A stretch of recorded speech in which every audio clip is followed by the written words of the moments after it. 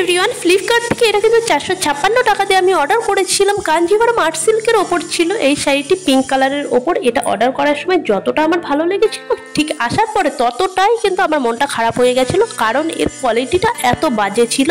আর এর মেটেরিয়ালটাও কিন্তু খুব একটা ভালো ছিল না। কালারটা দেখেই বুঝতে পারছো এটা পিঙ্ক কালারের ওপর ছিল, আর যতটা গর্জিয়াস এটা ফোনে দেখা যাচ্ছিল, ঠিক অর্ডার করার পরে কিন্তু ততটাই বাজে এসেছিল। যদিও ক্যামেরাতে কালারটা একটু বেশি ভালো লাগছে, বাট এতটাও ভালো ছিল না সামনাসামনি। আর এর কোয়ালিটিটা, কাপড়ের কোয়ালিটিটাও খুব একটা ভালো ছিল না, সেই জন্য কিন্তু বাধ্য হয়ে এটাকে আমাকে রিটার্ন করতে হলো।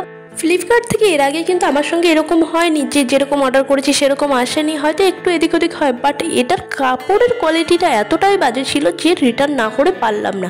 তো তোমরা যদি চাও অবশ্যই এটা পারচেস করতে পারো, বাট আমি বলবো এটা তোমরা পারচেস করলে আমার মতোই এরকমই মনটা খারাপ হয়ে যাবে আসার পরে। যতটা দেখে ভালো লাগছে এটা কিন্তু ততটা ভালো আসবে না। তো এই ছিল আজকের শাড়ির রিভিউ। কেমন লাগলো অবশ্যই জানিও, আর সাবস্ক্রাইব করতে কিন্তু একদম ভুলে যেও না। দেখা হচ্ছে নেক্সট ভিডিওতে।